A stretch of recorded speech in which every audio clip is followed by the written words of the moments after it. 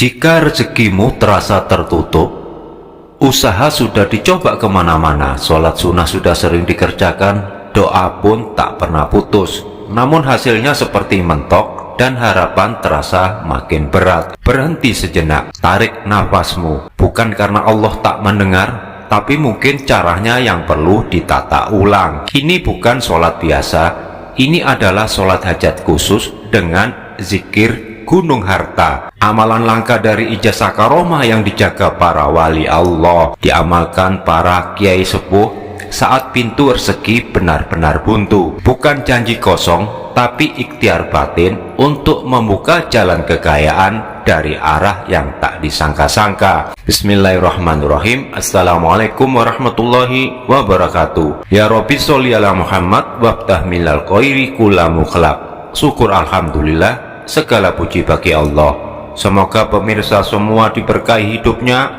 dilapangkan rezekinya, dilindungi dari segala keburukan, dan menjadi keluarga sejahtera dan bahagia. Amin ya robbal alamin.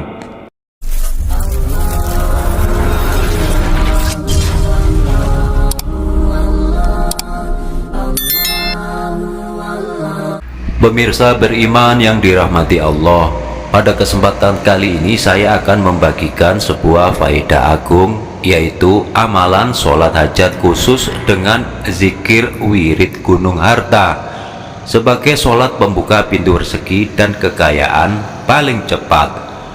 Amalan ini diijazahkan waliullah masyhur Syekhona Kholil Bangkalan rahimahullah.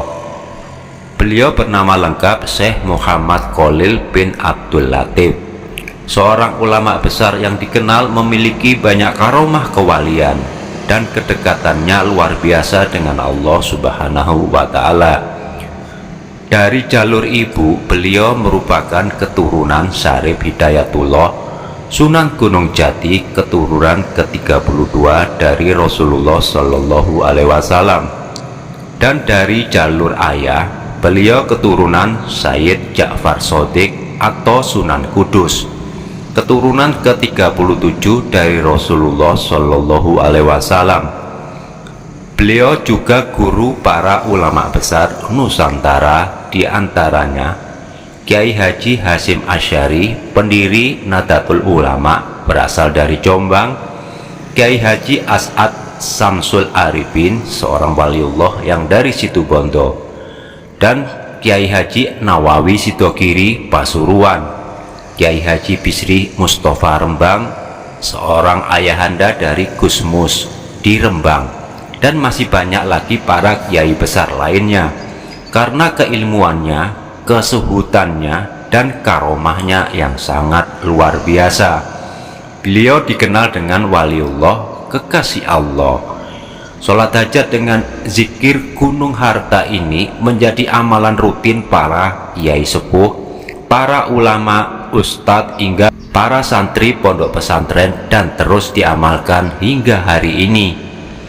Amalan ini sangat mustajab karena berisi munajat langsung kepada Allah, khusus untuk hajat kekayaan dan kelapangan rezeki.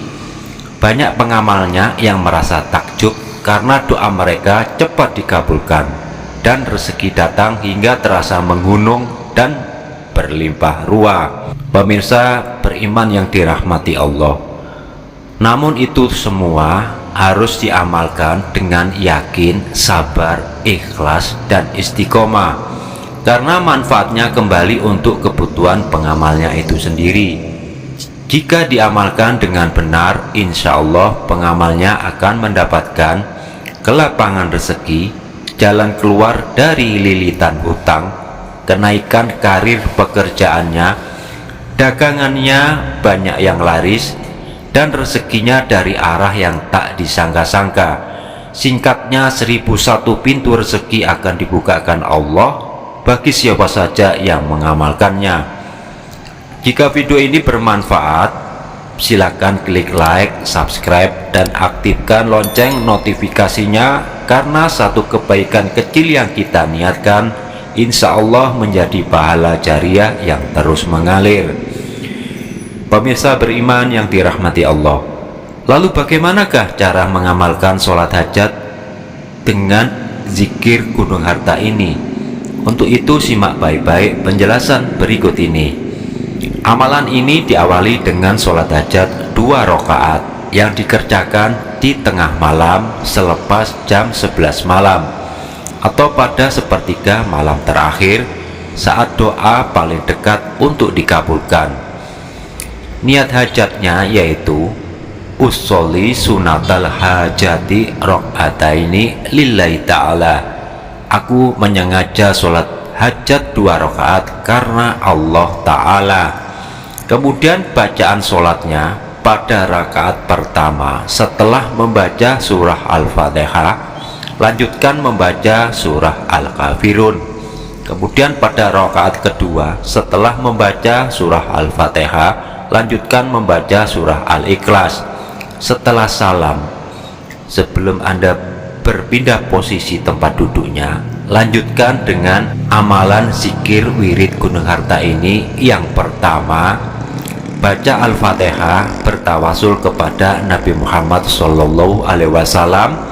Begini bacaannya: Bismillahirrahmanirrahim. Ila hadratin Nabiyil Mustafa Muhammadin sallallahu alaihi wasallam wa alihi wa aswajihi wa auladihi wa duriyatihi. Al-Fatihah. Baca Al-Fatihah 1 kali. Yang kedua, baca sholawat Nabi 11 kali. Begini bacaannya: Allahumma sholli ala Sayyidina Muhammad wa ala ali Sayyidina Muhammad. Kemudian yang ketiga, baca doa untuk orang tua untuk menggapai ridho Allah. Salah satunya kita mendoakan orang tua kita, karena ridho Allah juga ridhonya orang tua kita.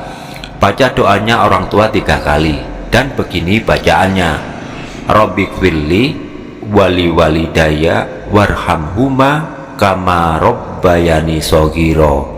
Artinya ini, Tuhanku ampunilah dosaku dan dosa kedua orang tuaku, sayangilah keduanya sebagaimana keduanya menyayangiku di waktu aku kecil.